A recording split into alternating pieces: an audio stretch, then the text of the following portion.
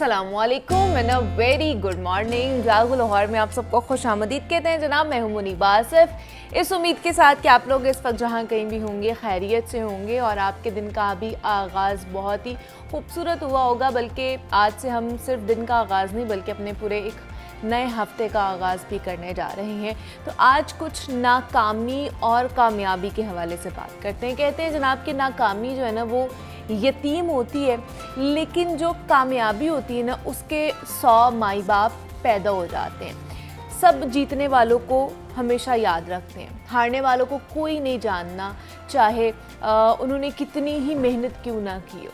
और बदकिस्मती से ये दुनिया भर का असूल भी है कि जो कामयाबी है ना आपकी इज़्ज़त और आबरू बन जाती है, जबकि नाकामी आपकी ज़िंदगी में एक दाग बनकर रह जाती है। इसीलिए ये बड़ा ज़रूरी है कि आप नाकामी की ज़िंदगी से निकलें और कामयाब बनें। अपनी ज़िंदगी की हर छोटी से छोटी हार को जीत में बदलने की कोशिश करें। मगर कैसे? आज हम इसी मौजू पर बात करेंगे कि कैसे आप अपनी ज़िंदगी की हारी हुई बाजी अपनी तरफ दोबारा से उसको पलट सकते हैं। सबसे पहले कि आपको कामयाब रवैया अपनाना होगा, और इससे मुराद ये है कि जनाब आपका कामयाबी और नाकामी का जो नज़रिया है ना अपना वही तब्दील कर लें। नाकामी को अपने लिए बदनामी मत समझें, बल्कि उसे भी एक सीखने का ज़रिया समझें, उसे भी एक ऐसा इम्तिहान समझें जो आपको मज़ीद स्ट्रॉन्ग बनाता है। ठीक है, ये भी एक बात है। दूसरा ये सच कहूँ ना तो वैसे भी देखा जाए तो नाकामी वो ईंट होती है जिस पर कामयाबी की इमारत तामीर होती है। जो लोग नाकामी का सामना करते हैं अपनी ज़िंदगी में, हकीकतन वही लोग ना ज़्यादा बेहतर अंदाज में आगे बढ़ते हैं। थॉमस एडिसन को याद करें, जिन्होंने बिजली का बल्ब जो है ना वो इजाद करने से पहले हज़ारों बार नाकामी का सामना किया था।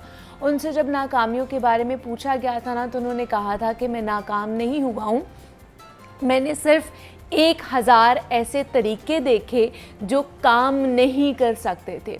और पाकिस्तान में भी ऐसी बहुत सी मिसालें हमें मिलती हैं, जैसे कि अब्दुल सत्तार ईदी साहब, जिन्होंने नाकामी के बाद कामयाबी की बुलंदियों को छुआ। उन्होंने गुर्बत, माशरती नाकामियों के बावजूद भी एक ऐसे फलाही निज़ाम की बुनियाद रखी जिसे दुनिया भर में सराहा जाता है।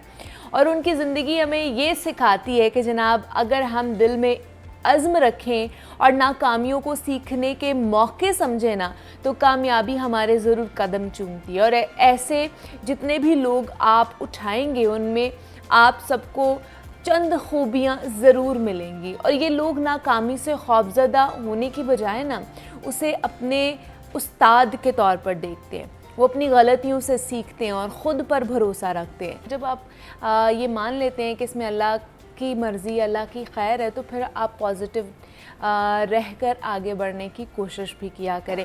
तो ये आज का हमारा पैगाम था। और अभी प्रोग्राम में हम आगे बढ़ते हैं और कुछ बात कर लेते हैं सेहत के मुतालिक। और सेहत में हमने बात करनी है बच्चों के हवाले से, क्योंकि बच्चों की अच्छी अफजाइश और नशो नुमा के लिए ना एक अच्छी ग़िज़ा बहुत ज़रूरी होती है, जिसका बच्चों की बढ़ोतरी पर भी बहुत असर पड़ता है। बच्चे जैसे जैसे बड़े होने लगते हैं ना तो उम्र के साथ साथ उनकी ग़िज़ा में भी तब्दीली आती रहती है, लेकिन अक्सर माएँ परेशान नज़र आती हैं कि जो उनके बच्चे हैं वो ठीक से खाते पीते नहीं हैं और उनकी डाइट वो नहीं होती जो उनकी सेहत के लिए बेहतर हो, जिससे बच्चों की क़ुव्वत मुदाफ़त या फिर जो उनकी नशोनुमा है इस तरह से नहीं हो रही होती जैसे होनी चाहिए। तो कम खाने की वजह से या मुनासिब ग़िज़ा ना लेने की वजह से एक वक्त ऐसा भी आता है कि जब बच्चों को भूख लगना भी बहुत कम हो जाती है, और ये उनके लिए मेरे ख्याल से सबसे बुरी चीज़ होती है। और ख़ास तौर पर स्कूल जाने वाले बच्चों के साथ अक्सर ये होता है कि सुबह सवेरे जब वो उठते हैं तो उनका दिल नहीं कर रहा होता कि जनाब हम कुछ खाएं या फिर नाश्ता करके जाएं। तो ये कितनी बुरी हैबिट है और ये इन अ लॉन्ग रन उनके लिए कितना कह लें कि इफ़ेक्ट कर सकती है उनकी हेल्थ पॉइंट ऑफ व्यू के हवाले से। तो इस पर बात करनी है। महा इशफाक हमारे साथ स्टूडियोज़ में मौजूद है, जो कि क्लिनिकल न्यूट्रिशनिस्ट है। महा, आपको वेलकम कहते हैं जागो लाहौर में। कैसी हैं आप? ठीक है, ठीक। आप कैसी हैं? मैं भी बिल्कुल ठीक ठाक। महा, स्कूल जाने वाले बच्चे ख़ास तौर पर सुबह उनका दिल नहीं कर रहा होता कि वो ब्रेकफास्ट करें, बट ये कितना ज़रूरी है उनके लिए ब्रेकफास्ट करना सुबह का ख़ास तौर पर? ब्रेकफास्ट एक्चुअली अगर आप सुबह करते हैं तो ये आपको एक फ्यूल दे देता है पूरे दिन की एक्टिविटीज़ के लिए। अगर आप अपनी बॉडी को फ्यूल अप ही नहीं करेंगे, कुछ खाए बगैर जाएंगे, तो बॉडी कहाँ से वो एनर्जी लाएगी पूरे दिन की एक्टिविटीज़ के लिए। ठीक है। तो बच्चे जो ब्रेकफास्ट स्किप करके जाते हैं, ऑब्वियसली स्कूल में इतने सब्जेक्ट्स पढ़ने हैं, इस स्कूल गोइंग चिल्ड्रन का काफ़ी उन पर बर्डन होता है पढ़ाई का। तो जब वो बगैर खाए पिए जाते हैं तो जितने भी बॉडी में रिजर्व्स हैं वो यूज़ होते रहते हैं। लेकिन और ये भी देखा गया है कि जो बच्चे ब्रेकफास्ट के बगैर जाते हैं वो इतना एक्टिव भी नहीं होते, क्लास में एक्टिवली पार्टिसिपेट नहीं कर पाते एज़ कम्पेयर टू दोज जो नाश्ता करके आते हैं। बट मेरे ख्याल से 90 to 95% बच्चे ऐसे हैं जो नहीं नाश्ता, मतलब मैं भी अगर अपने स्कूल एरा की बात करूं तो मैं भी नहीं नाश्ता करके जाती थी। अभी भी बहुत से बच्चे ऐसे हैं कि नहीं नाश्ता है, वो कहते हैं सुबह सुबह उठ के हमारा खाने का दिल नहीं करता है, तो आप हमें लंच बॉक्स दे दें, हम उधर जाके खा लेंगे। लेकिन लंच का टाइम रिसेस आती है 12-1 बजे के करीब, उससे पहले 2-3 लेक्चर्स हो जाते हैं और काफ़ी टाइम है। तो अगर स्टमक इतनी देर खाली रहे तो एनर्जी फ्यूल अप नहीं होगी बॉडी, और फिर ऐसा होता है कि अंडरस्टैंडिंग में प्रॉब्लम होती है। आपको प्रॉपर समझ नहीं आ रहा कि आपको टीचर पढ़ा क्या रहा है, आपकी कॉग्निटिव एबिलिटीज़ पर फ़र्क पड़ता है। मैं खुद भी बजाते खुद इतना नहीं कर पाती थी, लेकिन इसके फिर ऑल्टरनेटिव्स की तरफ आप जा सकते हैं। अगर आप नहीं एक हैवी ब्रेकफास्ट करने के आदी या नहीं आप को आदत नहीं है तो आप ऐसा है कि मिल्क ले सकते हैं। जो दूध है वो कहते हैं कि कंप्लीट ग़िज़ा है, क्योंकि उसके अंदर carbs, proteins, vitamins, minerals, fats, everything है। तो वो एक अपने आप में एक कंप्लीट फूड है। आपको 3-4 चीज़ें डिफरेंट खाने की ज़रूरत नहीं है उन फूड ग्रुप्स को पूरा करने के लिए। अच्छा। तो आप मिल्क ले सकते हैं, लेकिन अब बच्चों को समटाइम्स होता है कि मिल्क का टेस्ट अच्छा नहीं लग रहा। अगर इस तरह की कोई प्रॉब्लम है तो उसमें आप कुछ ऐड कर सकते हैं फॉर फ्लेवर, हनी ऐड कर दें, चॉकलेट फ्लेवर कोई ऐड कर दें, या कुछ इस तरह से कोई सप्लीमेंट ऐड कर सकते हैं जो वनीला फ्लेवर वगैरह में हो, जिसमें विटामिन्स, मिनरल्स हों। मैं खुद भी यही करती थी कि एंश्योर या इस तरह की कोई चीज़ ऐड की, एक स्कूप ऐड किया और मिल्क ले लिया। उससे ये है कि आपके 3-4 घंटे गुजर जाएंगे, आपकी बॉडी को एनर्जी मिल जाएगी उस टाइम तक के लिए जब तक आप लंच कर रहे हैं। और खाली पेट अगर आप वो भी नहीं ले रहे हैं तो फिर बहुत मुश्किल है। एक बच्चों में एक जो होती है ना लिथार्जी आ जाती है, सुस्ती है, बार बार यॉर्निंग कर रहे हैं, इरिटेट से लग रहे हैं, समझ नहीं आ रहा लेक्चर, स्लीपी से हैं, वो इसी वजह से होते हैं क्योंकि बॉडी में एनर्जी नहीं होती है ब्रेकफास्ट ना करने की वजह से। अच्छा, दूसरा चले, एक तो मिल्क का ग्लास ले लिया सुबह अगर बच्चे नहीं हैवी मील लेना चाह रहे हैं, उसके साथ ऐसी और कौन सी चीज़ होनी चाहिए, एसेंशियल चीज़ होनी चाहिए जो कि उनको दे दें, मतलब बहुत हैवी भी ना हो और वो उनके 4-5 घंटे अच्छे गुजार जाए जब तक उनको लंच ब्रेक नहीं होती है। अगर तो कोई लाइट से सैंडविच वगैरह ले सकते हैं तो ले लें, एग वगैरह डाल के एग ले लें, जैम ले लें। मैं ये नहीं कहती कि आप बड़ा कोई हैवी लें। अगर ब्रेड वगैरह, वैसे ब्रेड तो ले लेते हैं बच्चे, लेकिन अगर ब्रेड भी नहीं लेना चाहते तो ये है कि आप साथ में कोई भी फ्रूट ले सकते हैं, कोई एप्पल, कोई बनाना, ताकि ये है कि रिसेस टाइम तक अगर आप उनको हेल्दी लंच दे रहे हैं तो उनके 3-4 आवर्स के लिए इतना काफ़ी है बॉडी में एनर्जी ना फॉर द चाइल्ड कि अगर आपने मिल्क ले लिया, कोई फ्रूट ले लिया या कोई चिकन सैंडविच टाइप ले लिया तो ब्रेक तक के लिए 3-4 घंटे होते हैं, उसमें काफ़ी है इतनी एनर्जी। और बहुत से बच्चे नट्स खा रहे होते हैं सुबह, बादाम खा लिए, अखरूट खा लिए, ये इस तरह की चीज़ें, तो वो भी अच्छा है उनके लिए सुबह नाश्ते में। बहुत हेल्दी हैबिट है, बहुत हेल्दी हैबिट है। अगर वो 7 से 8 नट्स ले लेते हैं, कोई वॉलनट्स, कुछ आलमंड्स ले लेते हैं तो ये बॉडी को बहुत अच्छा फ्यूल अप करती है। आलमंड्स और ये सारे जो ड्राई फ्रूट्स हैं उनमें हेल्दी फैट्स होते हैं जो आपकी ब्रेन में और इस तरह की कॉग्निटिव एबिलिटीज़ में, अंडरस्टैंडिंग एबिलिटीज़ में हेल्प करते हैं। आपको मतलब कह सकते हैं कि समझने बूझने की आपकी आम जबान में उन चीज़ों में हेल्प करते हैं, क्योंकि बच्चों ने नया नॉलेज गेन करना है जाके, तो उसके लिए उनको एक्टिव होना बहुत ज़रूरी है।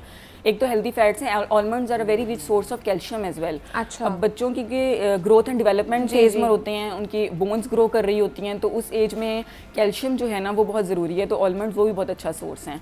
आलमंड मिल्क ले सकते हैं, अच्छा, ब्लेंड करके उसको। मैं सुबह आलमंड मिल्क लेकर ही आई हूँ। अच्छा, अगर आप जल्दी में हैं और कुछ नहीं और खा सकते तो आप ये कर सकते हैं कि आप जल्दी से मिल्क में आलमंड्स को ब्लेंड करें और बस एक ग्लास, वो फुल ऑफ एनर्जी है, आपको कैल्शियम भी दे रहा है, मिनरल्स, विटामिन्स, फैट्स, कार्ब्स सब मिल रहे हैं। आपको 3 से 4 चीज़ें सुबह खाने की ज़रूरत नहीं है, जो कि ना टाइम होता है और ना दिल कर रहा होता है। तो ये थोड़ा सा बस एफर्ट ये करें कि या तो बनाना शेक दे दें बच्चों को, या एप्पल शेक दे दें, या आलमंड्स का मिल्क दे दें। इस तरह से करके ना रोज़ ऑल्टरनेट करते रहें ताकि बच्चों की थोड़ी सी हैबिट बन जाए, एटलीस्ट मिल्क तो लेना ही चाहिए। अच्छा, लेकिन हेल्दी ब्रेकफास्ट अगर देखा जाए तो उसमें कौन कौन सी चीज़ें आ जाती हैं बच्चों के लिए?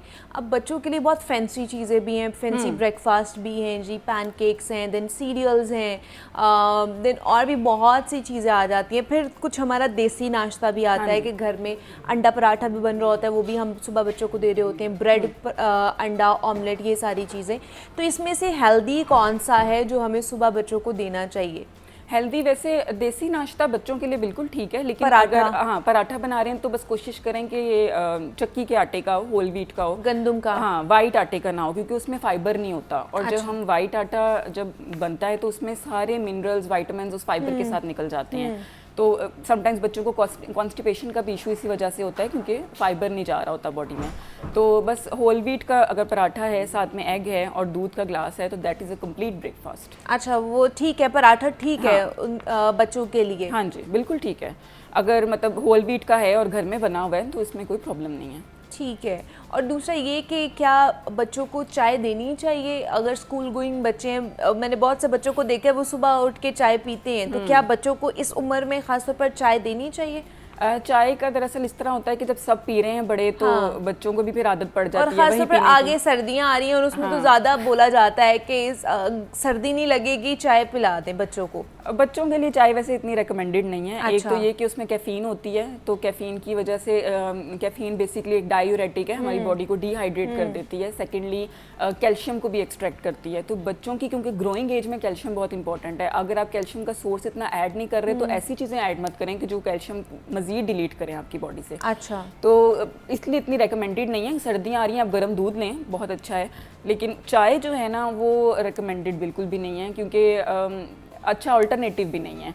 कैफ़ीन की वजह से उसमें बहुत ज़्यादा जो है ना वाइटामिन मिनरल्स अलग हो जाते हैं जो बॉडी में, बच्चों की बॉडी को रिक्वायर्ड होते हैं इस एज में। तो अगर बहुत ज़्यादा है तो हाँ ये हो सकता है हाफ कप आप दे दें, लेकिन आहिस्ता आहिस्ता उसको टेपर ऑफ करके छुड़वा ही दें तो अच्छी बात है, क्योंकि बच्चे ना इस एज में ढल जाते हैं जैसे आप उनको ढालना चाहें। उनकी जैसी आदत बनाएंगे वो अडेप्ट कर लेंगे, उसमें जो है ना वो ढल जाएंगे। एज ही ऐसी होती है। तो अगर उनको थोड़ा बहुत अगर आप उनकी हैबिट डेवलप करना शुरू कर दें विद टाइम तो वो अडेप्ट कर लेते हैं। अच्छा, दूसरा चले ये तो हो गया कि उन्होंने सुबह नाश्ता क्या करना है। ओवरऑल अगर देखा जाए तो 3 से 14 साल की उम्र जिसमें वो ज़्यादातर स्कूल गोइंग बच्चे होते हैं, तो उनकी डाइट में ऐसी कौन सी चीज़ें वहाँ मौजूद होनी चाहिए कि एक तो उनको एक्टिव भी रखे और ओवरऑल उनकी जो हेल्थ है ना वो कॉम्प्रोमाइज़ ना हो? बिकॉज़ इस उम्र में बच्चे इतना नहीं खाते हैं, माँ बाप भी कहते हैं कि चलो ठीक है नहीं खा रहा, इट्स ओके, जब भूख लगेगी तब खा लेगा, लेकिन इसी उम्र में मेरे ख्याल से वो बुनियाद एक रखनी होती है ना।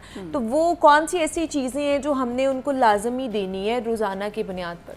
रोज़ाना की बुनियाद पर उनकी डाइट में ना कैल्शियम और आयरन ज़रूर शामिल होना चाहिए। अब आयरन के सोर्सेज हमारे पास ज़्यादातर ये आ जाते हैं चिकन और ग्रीन लीफी वेजिटेबल्स, स्पिनिच वगैरह।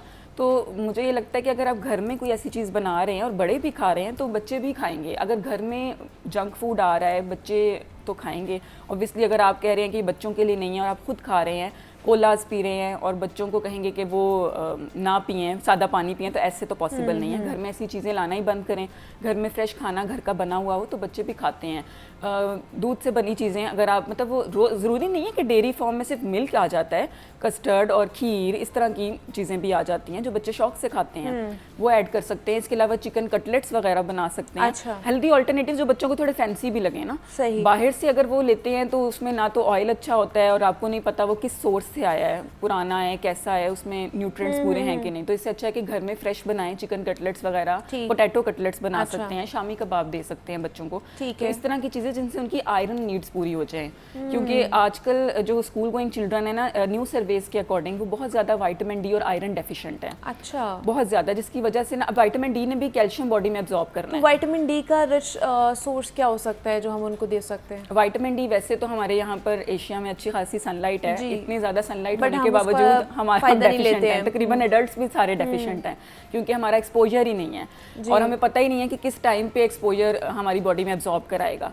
तो अगर सनलाइट को हम साइड पे करें तो इसके अलावा फूड सोर्सेज इतने विटामिन डी के नहीं हैं, जिसकी वजह से हम फोर्टिफिकेशन की तरफ जा सकते हैं। अंडे में कहीं ना कहीं हमें विटामिन डी मिलती है। अंडे की जर्दी में विटामिन डी होता है। ठीक है। तो बच्चे तो खा सकते हैं, उनको तो कोई हाई कोलेस्ट्रॉल का इशू नहीं है, तो आप बच्चों को जर्दी दे सकते हैं। अगर वो जर्दी एज सच नहीं कंज्यूम करते तो आप कोई ऐसी पेस्ट बना लें जिसमें वो वो ब्लेंड हो जाए जल्दी, उनको एज सच पता ही ना चले बीच में है। अक्सर बच्चों को पता ही नहीं चलता इसमें है और वो खा लेते हैं।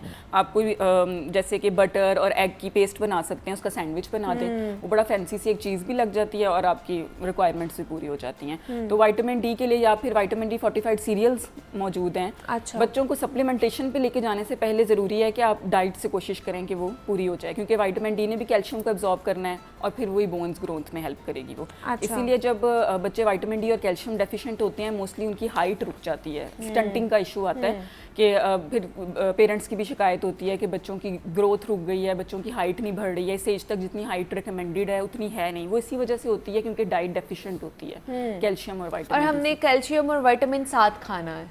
हाँ जी, क्योंकि विटामिन डी ने ही कैल्शियम को एब्जॉर्ब कराना है। अच्छा। इसीलिए तो कहते हैं कि अगर विटामिन डी का डॉक्टर आपको रेकमेंड कर रहा है क्योंकि कैप्सूल लें, तो वो रेकमेंड करते हैं कि आप मिल्क के साथ क्योंकि वो मिल्क के अंदर कैल्शियम उस विटामिन डी को एब्जॉर्ब करवाए। सही, तो इसलिए हमेशा आपने विटामिन डी और कैल्शियम को साथ इनटेक करना है ताकि उसकी एब्जॉर्प्शन अच्छे तरीके से हो सके।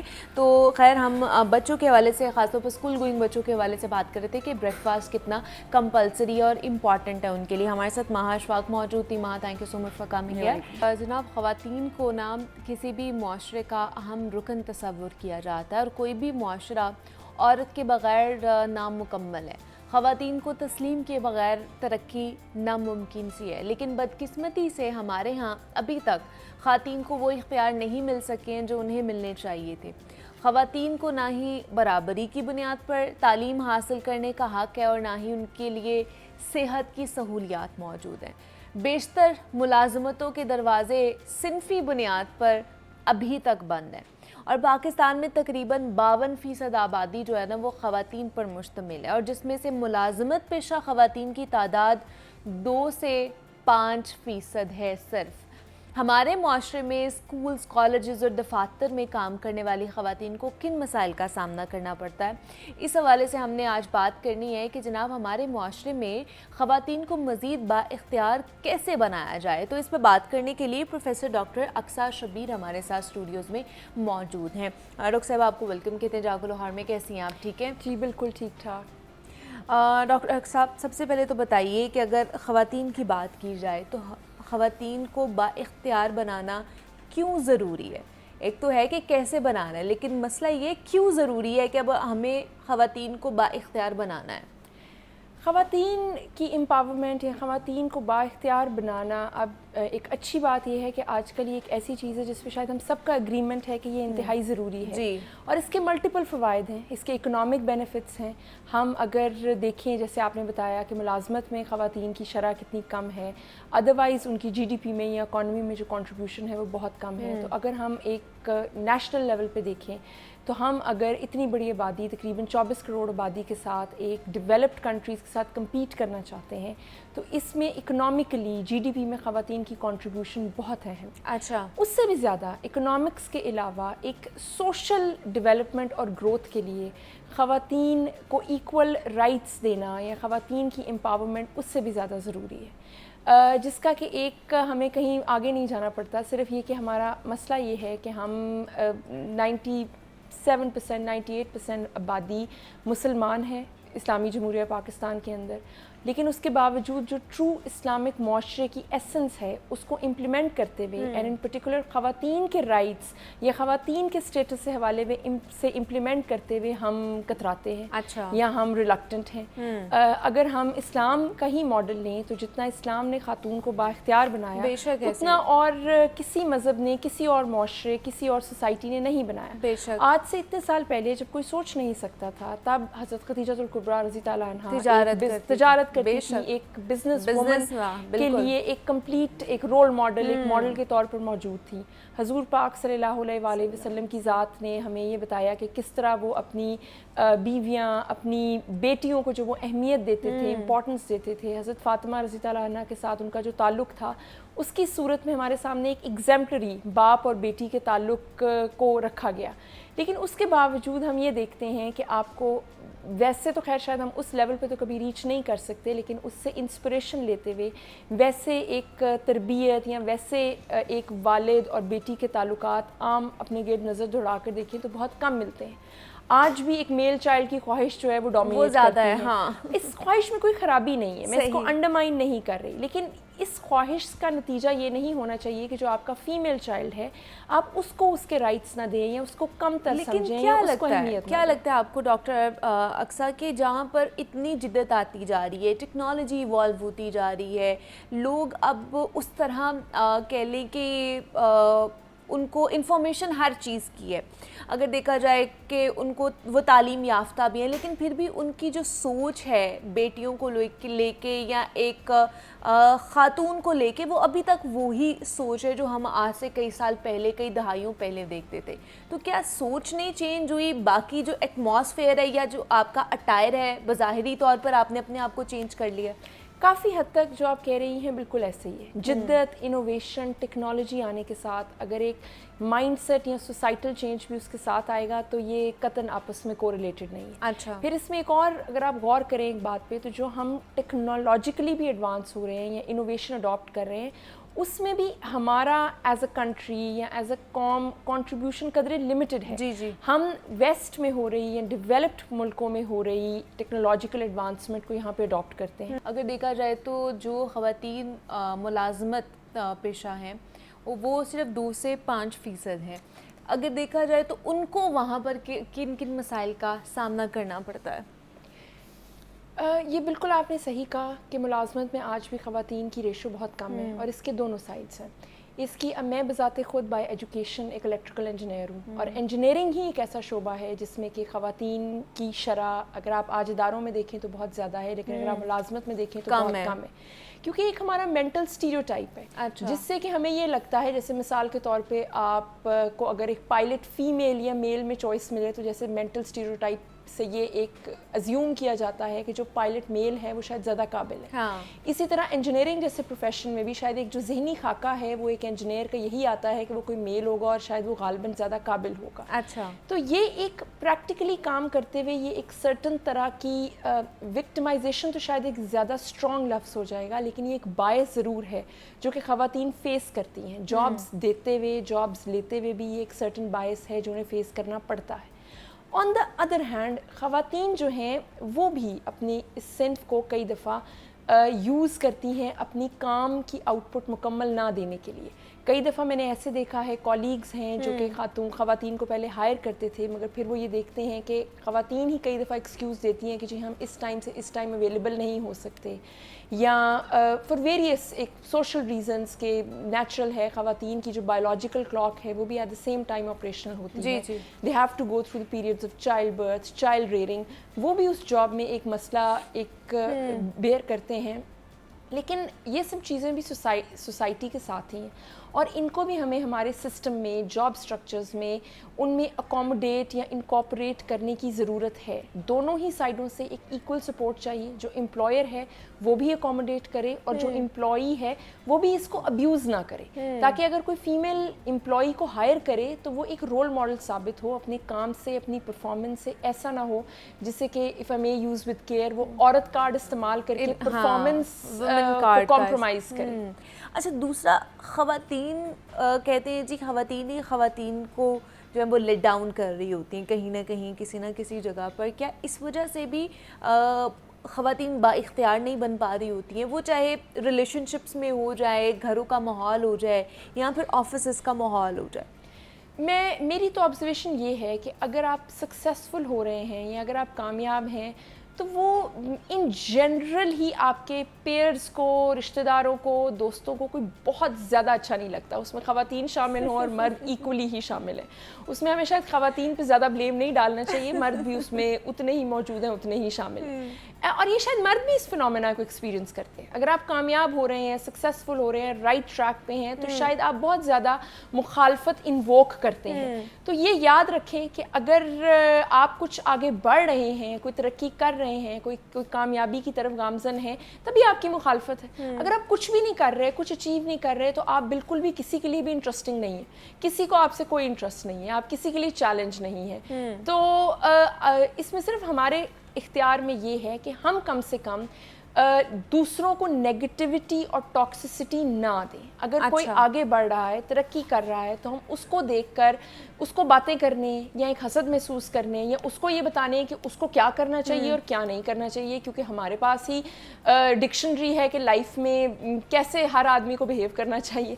तो दूसरे को ये बताने की बजाय कि वो क्या करे और क्या ना करे और उसकी तरक्की रोकने की बजाय, क्योंकि ऐसे बहुत सारे लोग हैं और मैं अक्सर उन पर हैरान होती हूँ कि वो बजाय इसके कि अपनी तरक्की पर फोकस करें, वो अपनी ज़िंदगी इसमें ज़ाया कर देते हैं कि दूसरा तरक्की क्यों कर रहा है और उसको कैसे रोका जाए।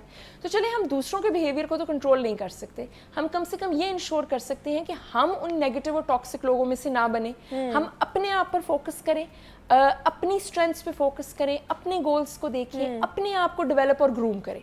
और जैसे मैंने आपसे पहले कहा, हम सोसाइटी को बदल नहीं सकते, हम लोगों को बदल नहीं सकते। ऑब्स्टिकल्स आएंगे, इस बात को तस्लीम करते हुए क्यों आएंगे, आगे बढ़ते रहें, कोशिश करते रहें। आखिर आपने K2 भी फतह करना हो तो it is always one step at a time. बिल्कुल ठीक है।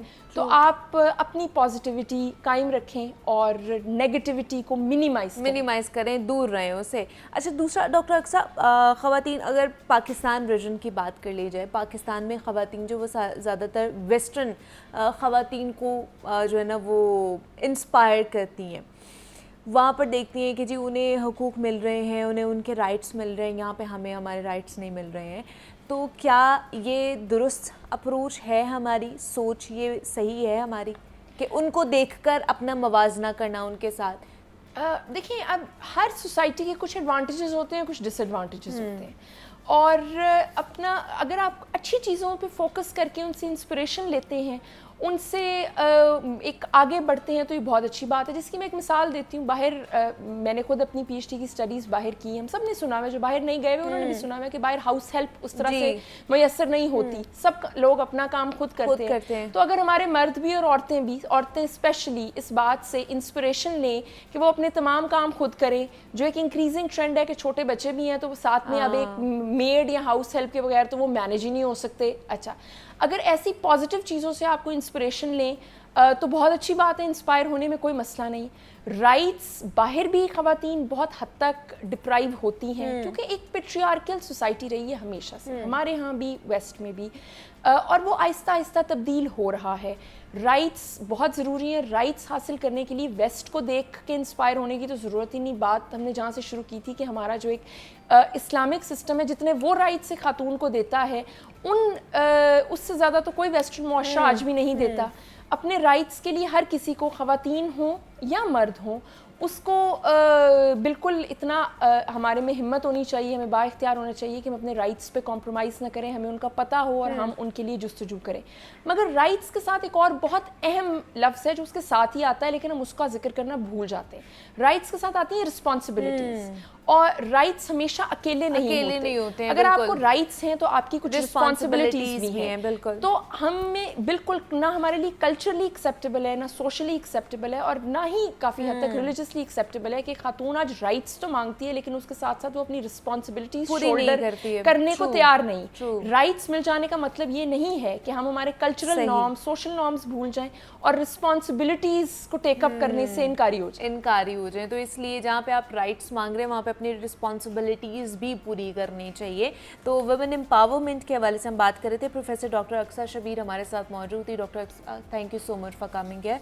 यहाँ पे एक छोटी सी ब्रेक लेते हैं और मिलते हैं इस ब्रेक के बाद।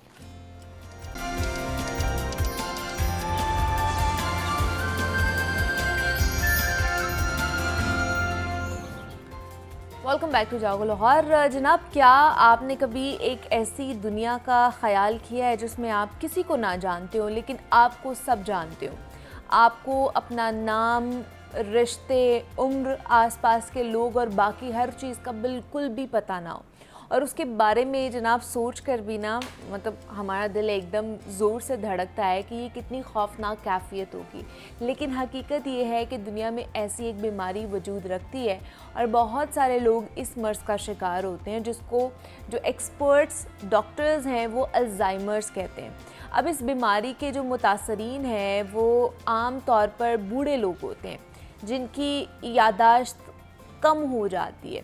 अक़वाम मुत्तहिदा की रिपोर्ट के मुताबिक दुनिया भर में तकरीबन 5.5 करोड़ लोग इस मर्ज़ का शिकार हैं और ये एक ऐसा मर्ज़ है जो कि शुरू में बहुत ही सादा महसूस होता है और हमें लगता है कि जनाब हम सिर्फ़ और सिर्फ कोई चीज़ें भूल रहे हैं या भुलक्कड़ हो गए हैं, लेकिन यही बीमारी बाद में बहुत ज़्यादा शिद्दत इख्तियार कर जाती है। तो आज हमने इसके मुतालिक बात करनी है कि अल्ज़ाइमर है क्या और ये मर्ज़ होता क्यों है। तो इस पर बात करने के लिए हमारे साथ स्टूडियोज़ में मौजूद हैं प्रोफेसर डॉक्टर अजमल हैं जो कि न्यूरोलॉजिस्ट हैं।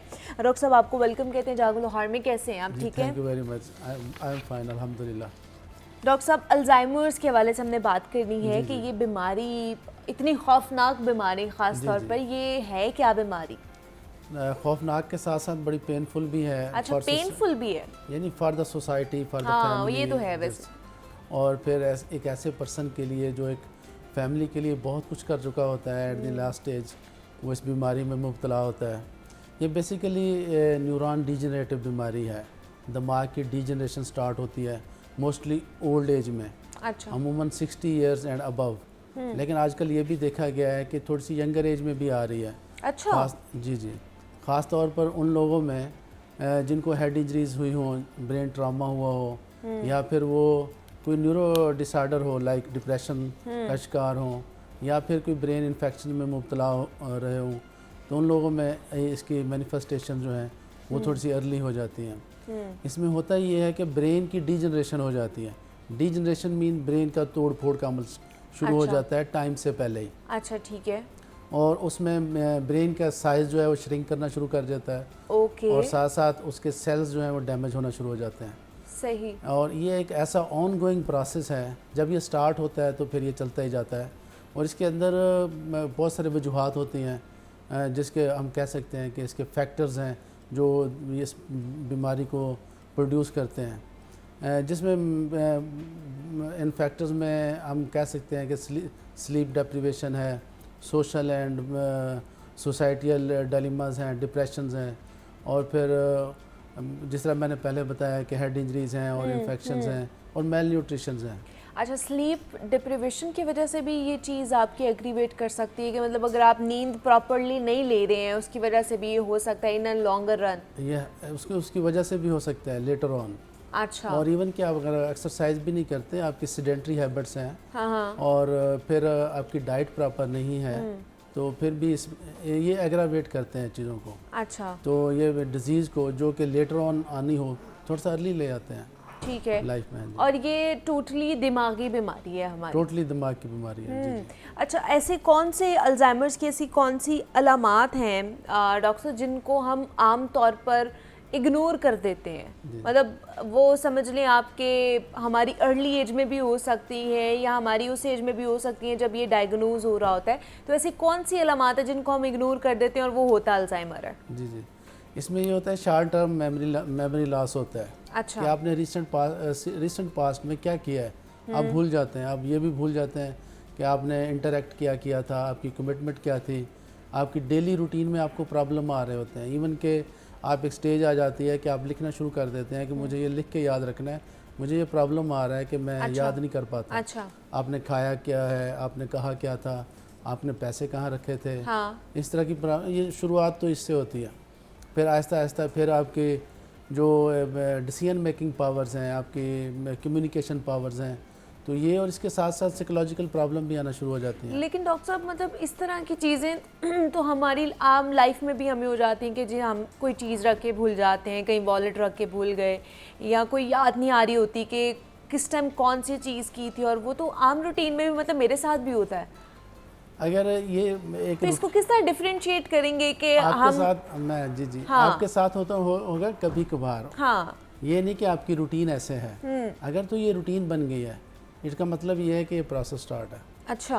अगर कभी कभार होता है तो it's okay, because you can be pre occupied, कि आपका ज़हन पहले किसी और तरफ ध्यान था। हाँ। आपको वो ध्यान भूल गया जो आपने पहले थोड़े टाइम पहले काम किया था। अगर ये रूटीन बन चुकी है तो फिर ये प्रोसेस, इसका मतलब है उसकी इनिशिएशन स्टार्ट हो गई है। अच्छा, अगर ये रूटीन बन गई है रोज़ाना की बुनियाद पर, अगर आपको कोई ना कोई चीज़ भूल रही है और रीसेंट चीज़ें अगर आपको भूल रही हैं, तो वो आपका मतलब है कि अल्जाइमर्स का प्रॉब्लम आपको शुरू हो चुका हुआ है। और इन 30s भी हो सकता है क्या? मतलब ये कब शुरू हो सकता है? अगर इसकी अलामात पूछूं तो मैं ये कब आ सकती है इसकी अलामात हमें? अगर तो ब्रेन को कोई इंजरीज हुई है, ट्रामा है, मेजर ट्रामा है, ठीक है, इन्फेक्शन है लाइक मेनिंजाइटिस है या कोई वायरल इन्फेक्शन हुआ है जिसमें ब्रेन हर्ट हुआ है, फिर तो अर्लीज होती है, लेकिन अदरवाइज अर्लीज नहीं, इतनी अर्लीज नहीं होती। अच्छा, ये अराउंड 40 to 50 के बाद स्टार्ट होती है। 40 to 50 के बाद इसकी जो साइंस एंड सिम्टम्स है वो आ सकते हैं? वो आ सकते हैं, जी जी। ठीक है। और इसकी वजूहात में जिस तरह डॉक्टर साहब ने बताया, आपको कोई डिप्रेशन, एंजाइटी अगर उसका शिकार आपको हो सकता है, इंजरी, हेड इंजरी में भी आ सकता है, स्लीप डिप्राइव्ड अगर आप हैं तो उसकी वजह से भी ये चीज़ आपको आ सकती है। इसके अलावा और कौन कौन लोग जो है इसके ऊपर हाई रिस्क पे होते हैं कि उनको अल्जाइमर्स की बीमारी हो सकती है इन देयर 60s? जी जी, जिनको इसके साथ साथ ना कोमॉर्बिडिटीज़ लाइक ओबेसिटी है, अच्छा, डायबिटीज़ मेलाइटस है, हाइपरटेंशन है, तो वो लोग भी एट रिस्क होते हैं कि उनको ये प्रॉब्लम आना शुरू हो जाते हैं। या फिर जिनकी मैंने कहा ना लैक ऑफ एक्सरसाइज, लोग कोई वर्कआउट नहीं करते। वर्कआउट सिर्फ फिटनेस के लिए नहीं होता है कि मैं स्मार्ट रहूं, ये अदर ओवरऑल बॉडी फिटनेस के लिए, मेंटल हेल्थ के लिए, ये सब चीज़ के लिए बड़ा ज़रूरी होता है। आपको वीकली ऑलमोस्ट आप डेली 30 से 40 मिनट की एक्सरसाइज करते हो तो ये चीज़ें डिले हो जाती हैं, ये चीज़ें जल्दी नहीं आती हैं। ठीक है। और फिर आपकी डाइट है, डाइट डिपेंड करता है कि आप किस तरह की डाइट ले रहे हैं, नेचुरल ले रहे हैं, अननेचुरल ले रहे हैं, अनहेल्दी डाइट है, या फिर आपकी जो मोस्टली हम देखते हैं कि जब मजबूरी होती है लोगों की, अनहेल्दी डाइट लेते हैं जिसमें स्पाइसेस होती है, प्रोसेस्ड फूड खा लेते हैं। जी जी, तो उसकी वजह से भी अर्ली डिजीज़ आती है। तो ये पाकिस्तान की मैं अगर बात करूं तो पाकिस्तान में कितनी रेशो है इसके इस बीमारी की खास करके? इसकी रेशो ग्रेजुअली बढ़ रही है। हमारी सोसाइटी में से और भी बहुत सारे प्रॉब्लम है जो इसको, मैंने कहा ना शुरू में बात की थी कि स्ट्रेस और डिप्रेशन इसको बढ़ाता है। अच्छा। और फिर हमारा जो इसका है डाइट का या न्यूट्रिशन का वो प्रॉपर नहीं है, we are malnutrited, stunted growth है और कंजेनिटल अनोमलीज ज़्यादा हैं। जो अगर एक मदर है वही हेल्दी नहीं है तो बच्चा भी हेल्दी नहीं होगा। तो ये बच्चों में ऐसे ट्रांसमिट होती है लेकिन लेटर और डेवलप होती है। इसकी रेशो ग्रेजुअली इंक्रीज़ हो रही है। ठीक है, ग्रेजुअली पाकिस्तान में इसकी रेशो जो है ये इंक्रीज़ होती जा रही है। अच्छा, दूसरा डॉक्टर साहब ये जो मोबाइल फ़ोन का इस्तेमाल है इससे भी कितना हमारा जो ये इनडायरेक्टली बिल्कुल प्रॉब्लम्स पड़ती हैं, ये इनडायरेक्टली इफेक्ट करता है। आपको स्ट्रेस बढ़ता है ना मोबाइल से जी, you are taking something which is you are not meant for, जी जी, कि आप ऐसे ही खाम खा के उधर की फलाने इधर हाँ, किसी की टेंशन ले रहे हैं, वो क्या कर रहा है, फलां क्या कर रहा है, और अपना काम भूल रहे हैं आपने करना है। जब आप मोबाइल पे लगे हुए हैं तो आप ग्राउंड में भी नहीं जा सकते, आप वर्कआउट भी नहीं कर सकते, आप फिजिकल एक्टिविटी आपकी कंप्रोमाइज़ होती है, फिर आपकी स्लीप डिस्टर्ब होती है और आप स्ट्रेस भी तो ले ही रहे हैं। ये इस तरह से इनडायरेक्टली तो इफ़ेक्ट कर सकता है। तो डायरेक्टली हम कहें कोई इफ़ेक्ट है तो वो ऐसे नहीं है कि इससे कोई हर बंदे को जो भी मोबाइल यूज़र है तो उसको ये प्रॉब्लम होगा, लेकिन ये आपकी वो प्रॉब्लम बढ़ा देगा जो लीड्स टू अल्जाइमर्स। ठीक है जी जी। और क्या इसको अगर पाकिस्तान में देखा जाए तो इसको क्या कम किया जा सकता है या नहीं किया जा सकता इस बीमारी को? इसके लिए कोई इकदाम हमें लेने चाहिए? हाँ जी, prevention is always better than cure. तो प्रिवेंशन में यही है कि आप हेल्दी इन्वायरमेंट दें, बच्चों में स्ट्रेस कम। आजकल ये रेस लगी हुई है बच्चों में भी कि उसके नंबर ज़्यादा हैं, उसके कम हैं, और ये जो आप देख रहे हैं नंबर गेम चल रही है। हमारा जो सिस्टम है वो ब्रेन स्टॉर्मिंग वाला कम होता जा रहा है, रटा सिस्टम ज़्यादा है। ब्रेन स्टॉर्मिंग मीन बच्चा खुद से ब्रेन यूज़ करे। अब पहले स्कूल में होते थे तो पीटी परेड भी होती थी, गेम्स भी होती थी, फुटबॉल और ये हॉकी वगैरह खेला करते थे। अब स्कूलों में कहाँ है? स्कूल तो बस एक बिल्डिंग ही बन के रह गए ना, ग्राउंड तो मोस्टली स्कूल्स के पास नहीं होते हैं। तो हमारे इस तरह से बच्चे मुतासर होते हैं। इनको ऑलमोस्ट ज़्यादा नहीं तो मैं कहता है 3 से 4 घंटे डेली इनका ये फिज़िकल एक्टिविटी हो तो इससे डेवलपमेंट भी अच्छी होगी और फिर बच्चे की जो फिज़ीक है वो एज़ कम्पेयर टू और पिकिंग पावर, ब्रेन की एक्टिविटी वो ज़्यादा बेटर होगी हेल्दी एक्टिविटीज़ से।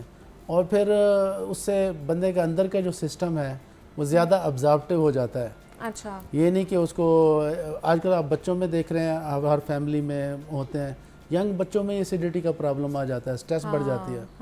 उसकी वजह क्या हो सकती है? हालांकि यंग बच्चों में तो नहीं होता था नहीं ये होनी चाहिए बिल्कुल, ये तो लेट 40s में होती थी।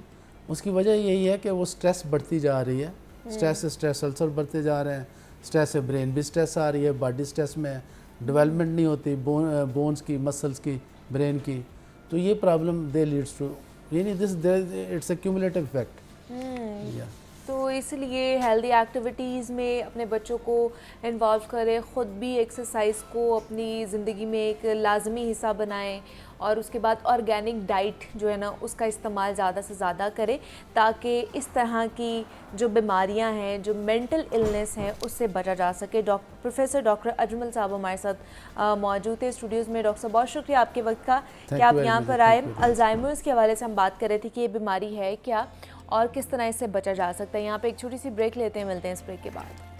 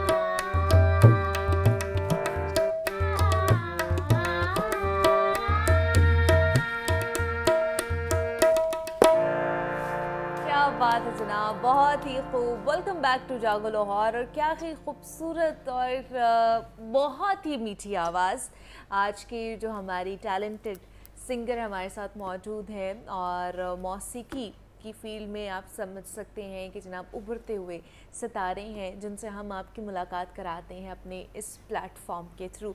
क्या ही खूबसूरत आवाज़ है उनकी। Ravish, thank you so much for coming here और वेलकम टू जागो लाहौर। कैसी हैं आप? ठीक है अल्हम्दुलिल्लाह, आप कैसी हैं? मैं भी बिल्कुल ठीक ठाक। और उसके साथ हमारे आज के जो दूसरे मेहमान हैं मोहम्मद शाहिर हैं, जो कि आप देख सकते हैं कि कितनी खूबसूरती के साथ उन्होंने, छोटे से हैं, उन्होंने हारमोनियम प्ले किया है बहुत ही खूबसूरती के साथ। शाहिर, आपको भी वेलकम कहते हैं। कैसे हैं आप? ठीक है बिल्कुल ठीक, आप सुनाएं?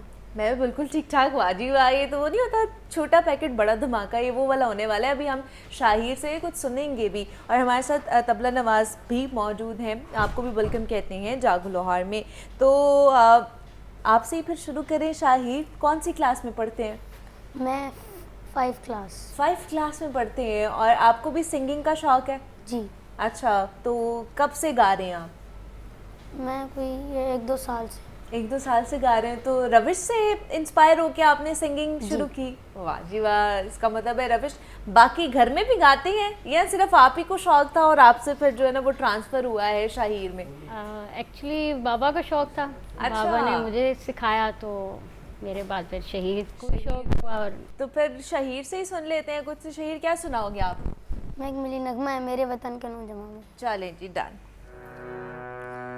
मेरे वतन के नौजवान, मेरे वतन के नौजवान, वतन के गीत गाए जा, मेरे वतन के नौजवान।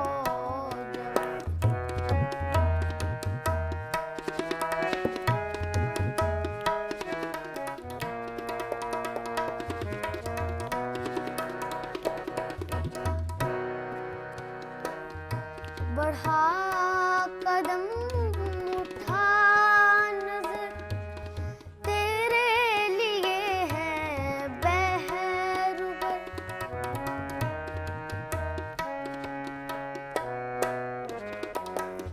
बढ़ा कदम उठा नजर, तेरे लिए है बहरूबर।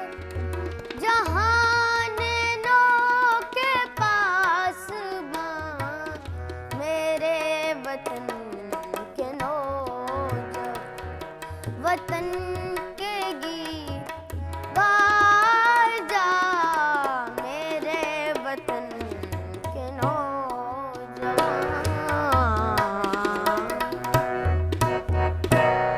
वाह जी वाह, क्या बात है। एक नौजवान से बच्चे ने और मिली नगमा गाया। बहुत ही खूबसूरत आपकी आवाज़ है शाहिर। बहुत चलिए जी, तो रविश आप पापा से ही सीखती हैं? आप दोनों पापा से ही सीखते हैं?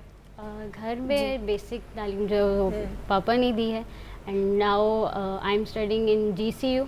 अच्छा। सो वहाँ पे भी जो म्यूज़िक सोसाइटी है वहाँ पे भी सीखने को मिल रहा है। ठीक पहले है। पंजाब यूनिवर्सिटी में सीखने को मिल रहा हाँ। था।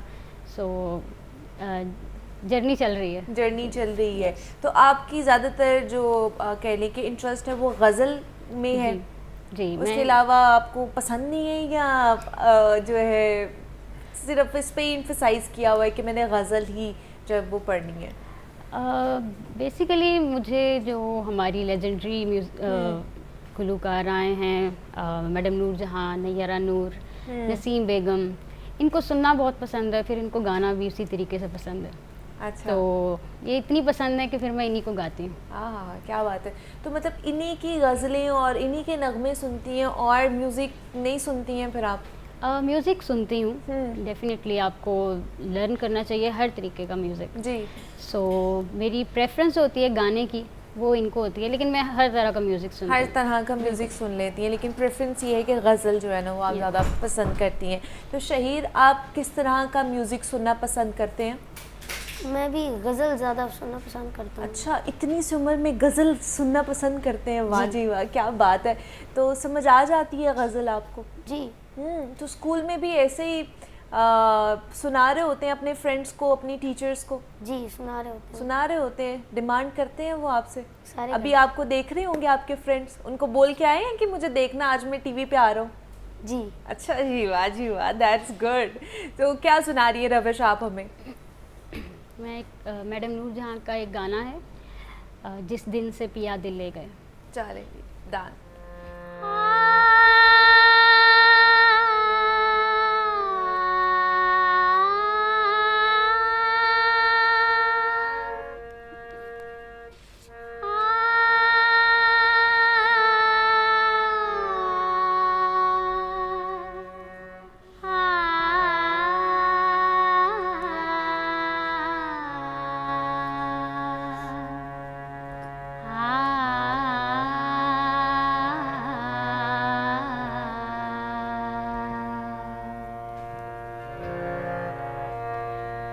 जिस दिन से पिया दिल ले गए, दुख दे गए, उस दिन से घड़ी पल है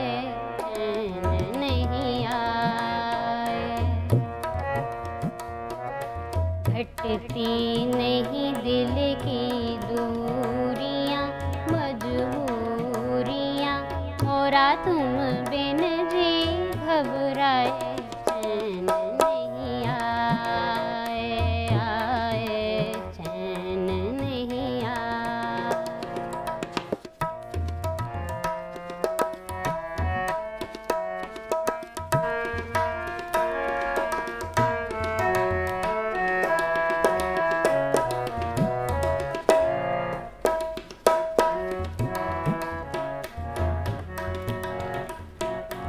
आराम नहीं मोरे भाग में, मैं तो खो गई गम के राग में।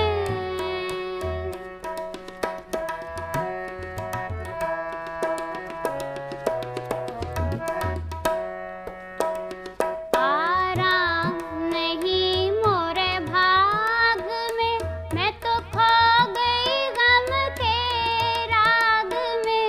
दिल जलते जलते जल गया प्यार की ठंडी आग में। जब याद तुम्हारी आ गई तड़पा गई, मेरे दुखिया नैन भर आए चैन नहीं आए, आए चैन नहीं आए। जिस दिन से पिया दिल ले गए दुख दे गए, उस दिन से घड़ी पल है चैन नहीं आए। क्या बात है जनाब, बहुत ही खूब। और thank you so much Ravish for coming here, और Shaheer thank you so much for coming, और बहुत अच्छा लगा आपसे मिलकर। Best of luck for your future. बहुत शुक्रिया जी आपका भी।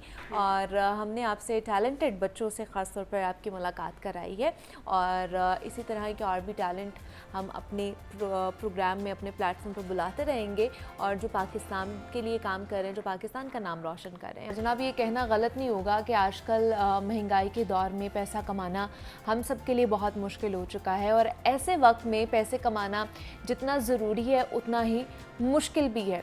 और दूसरा ये कि लोग जो है वो मुख्तलिफ़ तरीक़ों से घर बैठे पैसा कमा रहे थे। किसी न किसी ने अपना यूट्यूब चैनल बना रखा है, वहाँ से पैसा कमा रहा है, और कोई डिजिटल मार्केटिंग से, तो कोई फ्रीलांसिंग के ज़रिए पैसे कमा रहा है। गो के इंटरनेट की रफ्तार और बंदिश ने जो ऑनलाइन अर्निंग का प्रोसेस है, उन लोगों के लिए, एक अर्निंग करने वालों के लिए भी मुश्किलात खड़ी कर दी है। लेकिन फिर भी ये मुश्किलात तो आर्जी हैं, तो कुछ अभी से जारी मुश्किल हालात में ऑनलाइन अर्निंग वाले क्या करें, और वो जो घर बैठे रोज़गार, नौजवान, मुस्तकबिल की बेशबंदी कैसे कर सकते हैं, आज हमने इस हवाले से आपको बताना है कि जनाब घर पे बैठ के वो नौजवान भी हो सकते हैं, वो मर्द हजरात भी हो सकते हैं, वो ख़वातीन भी हो सकती हैं, ख़ास तौर पर जिनको बाहर जाने की इजाज़त नहीं मिलती है, वो ऑनलाइन अर्निंग कैसे कर सकती हैं, और उसके आसान तरीक़ाकार क्या होने चाहिए। इस पर बात करने के लिए काशिफ इफ्तिखार साहब हमारे साथ स्टूडियोज़ में मौजूद हैं, प्रेसिडेंट हैं टेक्निकल कॉलेजेस एसोसिएशन के। काशिफ साहब आपको खुश आमदीद कहते हैं जागो लाहौर में। कैसे हैं आप? ठीक है, आपका जी, मैं ठीक। काशिफ साहब आजकल आईटी का दौर है, और हर कोई ये चाहता है कि जनाब हम ज़्यादा से ज़्यादा पैसे कमाएं। तो सबसे पहले बताइए कि घर में बैठ के ऑनलाइन अर्निंग की जा सकती है, और कितनी आसानी से की जा सकती है, पैसे कमाए जा सकते हैं? देखें जी, आज जो हालात आन खड़े हैं और इतनी महंगाई का दौर है, इसमें ऑनलाइन अर्निंग एक वाहिद सोर्स है जो कि एक हर घर की ज़रूरत मेरे हिसाब से बन चुकी हुई है। अब जितने मुश्किल हालात चल रहे हैं, फ़र्स्ट ऑफ ऑल है कि आपकी जॉब्स अवेलेबल नहीं है, जो स्टेट की जिम्मेदारी थी। अब बच्चे क्या करें, अपनी मदद आपके तहत काम करें। तो वो इस वक्त ये समझ लें कि वैसे ये ट्रेंड तो इंटरनेशनल मार्केट में बहुत पुराना है, लेकिन पाकिस्तान में मैं इसको रेट ये करता हूँ कि आफ्टर द कोरोना लोगों को समझ ज़्यादा आई है, क्योंकि उसके अंदर जब सब कुछ बंद हो गया, तो उससे पहले भी हालांकि मैं एक अवेयरनेस प्रोग्राम चलाता था, लेकिन मैंने महसूस किया कि बाद में ज़्यादा जल्दी समझ आई बात कि अब क्या वे है, क्योंकि सारे रास्ते बंद हो चुके थे। तो उसके बाद एक वे निकला और वो लोगों ने अडॉप्ट किया। एंड दिस इज़ ट्रू कि इस वक्त ऑनलाइन अर्निंग बहुत बड़ा एक आपका सोर्स है इनकम के लिए, अब डिपेंड करता है कि ऑनलाइन अर्निंग किस तरह आपने करनी है। कुछ ऐसे लोग हैं जो जॉब्स कर रहे हैं और जॉब्स के बाद वो चाहते हैं अपना पार्ट टाइम यूज़ करें, ये भी एक तरीका है और लोग कर रहे हैं। उसके बाद कुछ ऐसे हैं जो कि फर्स्ट मेथड को यूज़ करने के बाद वो क्या करते हैं कि जब वो महसूस करते हैं कि यार हमारी जो सैलरी है वो उससे तो कहीं गुना हम कमाना शुरू हो गए और अगर हम ज़्यादा टाइम डिवोट करें हम इससे भी आगे जा सकते हैं, एंड दिस इज़ ट्रू, और वो चले जाते हैं और वो अच्छी खासी इनकम जनरेट करते हैं और अपने घर बनाते हैं। और आप देखें, अब मैंने एक बड़ा अच्छा ट्रेंड देखा है आजकल कि जो मदरसे में बच्चे मुनीबा कुरान हिफ्ज़ कर रहे हैं, माशाल्लाह वो ऑनलाइन अर्निंग कर रहे हैं। अच्छा, अब उसके अंदर देखें कितना अच्छा शऊर आएगा। एक तो इंटरनेशनल मार्केट से वो बच्चा जो कुरान हिफ्ज़ कर रहा है वो टच हो गया और साथ में वो अपनी अर्निंग भी कर रहा है और 5-6 साल बाद आपको एक बहुत बड़ी चेंज इसमें भी नजर आएगी। नहीं, क्या कर सकते हैं अब, जैसे बहुत से लोग हमें देख रहे होते हैं, ख़वातीन बिलखसूस देख रही होती हैं, तो वो कहते हैं अगर हम कमाना भी चाहते हैं, हमें समझ नहीं आ रही होती कि हम लोग इंटरनेट पे कैसे कमा सकते हैं, कौन सी फील्ड में जा सकते हैं, कहाँ पर हमें जाना चाहिए, कहाँ पे नहीं जाना चाहिए, तो कैसे कमाने हैं हमने पैसे, थोड़ा सा ये भी बताएं उन्हें। देखिए, इंटरनेट में ऑनलाइन अर्निंग के लिए ना सबसे पहले आपके तवज्जुह से मैं हमेशा ये पैगाम देता हूँ, मेरे इस पैगाम को मेरे नौजवान जो कि मैं यूथ अपनी समझता हूँ कि हमारे पाकिस्तान का एसेट है और मैं वुमेन एम्पावरिंग पे बहुत यकीन रखता हूँ। अब एक और इशू भी तो है ना कि बच्चियाँ घरों से बाहर नहीं जा सकती, तो उसका क्या करें, वो ऑनलाइन अर्निंग कर सकती हैं। अब आ गया सवाल कैसे। देख, इसके 2-3 तरीके हैं। एक कि हम स्किल सीखें, एंड दिस इज़ ट्रू, एक लॉन्ग टर्म काम है। एक है कि ज़रा शॉर्ट टर्म और एक है कि हमने लॉन्ग टर्म इसको एज ए प्रोफेशन लेना है। तो फिर इसका प्रॉपर वे है कि आप स्किल्स सीखें। मसलन आजकल जो हॉट स्किल्स हैं ऑनलाइन अर्निंग के लिए वो हैं ग्राफिक्स, वीडियो एडिटिंग, अच्छा, बहुत हाई है। अच्छा, आप उसके बाद आप उसमें आए, वेब के अंदर आए, वर्डप्रेस सीख लें। चलें, 2 एंड्स होते हैं ना इसके आपके वेब के, एक है फ्रंट एंड, एक है बैक एंड। चलें आप फ्रंट एंड पे आ जाएं, वर्डप्रेस सीख लें। वर्डप्रेस सीख के बच्चियां बड़े आराम से सीख लेती हैं, घरों में बैठ के उसके ऊपर काम कर सकती हैं। अच्छा, फिर मैंने ग्राफिक्स गिनवाया, मैंने वेब डिज़ाइनिंग गिनवाई, फिर एआई है वो तो अंडरस्टूड है, उसके आप छोटे छोटे टूल सीख लें, तो उससे क्या होगा कि उस हिसाब से आप कमाने शुरू कर देंगे। तो अब आप क्या करते हैं कि इंटरनेट पे जाके आपके पास अब मेथड्स हैं। जैसे समझ लें कि एक दरख्त है, उसकी कितनी शाखें और कितने पत्ते आप गिने नहीं सकते, हम गिने नहीं सकते, इतने वेज हैं इंटरनेट पे ऑनलाइन अर्निंग के। अब फ़र्ज़ करें आप उसमें से 2-3 भी चूज़ कर लें, वो आपके लिए काफ़ी हैं। मसलन फाइवर है, अच्छा, आपका अपवर्क्स है, ओके, इसके अलावा बहुत सारे प्लेटफॉर्म, ये प्लेटफॉर्म्स है जहाँ पे जाके आप काम कर सकते हैं। इन प्लेटफॉर्म्स पे आप गिग बनाते हैं, अच्छा, आप दुनिया को बताते हैं। ओके, एक आपका जो काम देने वाला है वो फ़र्ज़ करें बैठा हुआ है सूडान में, मिसाल के तौर पे, ठीक है, बीच में फाइवर आपका एक प्लेटफॉर्म है, ओके, जो गारंटी आपको भी दे रहा है कि आपको पैसे मिलेंगे और उनको कह रहा है आपको मैं काम मुझे दें, मैं आपको करवा के देता हूँ। आसान लफ्ज़ों में मैं आपको समझा रहा हूँ, और मैं बैठा हूँ पाकिस्तान में जी। तो अब ये काम पूरी दुनिया में ना आउटसोर्स हो रहा है। अब आउटसोर्स इसके देखें ना, इसके लॉजिक की तरफ जाएं, इसका लॉजिक और इसके अंदर थोड़ा इसका मंतक है। वो ये कि फ़र्ज़ करें कि एक बंदा यूएस बैठा है, अमेरिका बैठा है, कनाडा बैठा है, ऑस्ट्रेलिया बैठा है, वहाँ लेबर महंगी है, वहाँ पर लेबर भी महंगी है, वहाँ पर आपको जॉब्स में अगर किसी को रखना है तो आपने उसको प्रॉपर उसकी सोशल सिक्योरिटी और ये वो सब देनी है। और फ़र्ज़ करें उसको $5000 में बंदा वहाँ पड़ता है, वो काम को आउटसोर्स करता है, वो आता है सारा एशिया में, श्रीलंका में आ गया, हमारे पास आ गया, दूसरी जगह चला गया, तो हम उसको वही काम 1000 में करके देते हैं। तो अल्टीमेटली ये इस बात को समझने के बाद ये समझ लें कि काम रुकने वाला नहीं, ये और ऊपर जाएगा, क्योंकि हर बंदे का राइट है, हर कंपनी का राइट है कि वो काम सस्ते में करवाए। तो जो आउटसोर्सिंग है ये बहुत बड़ा ट्रेंड है और वो आउटसोर्स होकर सारा हमारे पास एशिया में आता है। जब एशिया में आता है हम काम करते हैं तो हमारे नौजवानों को, यूथ को, बच्चों को काम मिलता है। अब वो काम का तरीका गिग्स भी है और भी बहुत सारे मेथड्स हैं। आप ग्रुप्स को ज्वाइन कर ले, ग्रुप्स के अंदर आसान तरीका बता रहा हूँ, ग्रुप्स में बैठ के आप काम करें। फिर आजकल फ़र्ज़ करें कि आप चले आसान सी स्किल सीख लें। अगर कोई ये समझता है कि जी स्किल कोई काश साहब आसान सी बताएं, तो एक समझ लें कि तस्वीरें खींचनी आती हैं, उस स्किल को बेहतर करें। बेहतर कैसे करें, चलें वो स्किल सीख लें। एक तो ये कि वो थ्रिलिंग है, photography is a thrilling cheese, photography के कोर्स में आएँ, उसको सीख के 1.5-2-3 माह लगाएं और उसकी लाइटिंग को सीखें।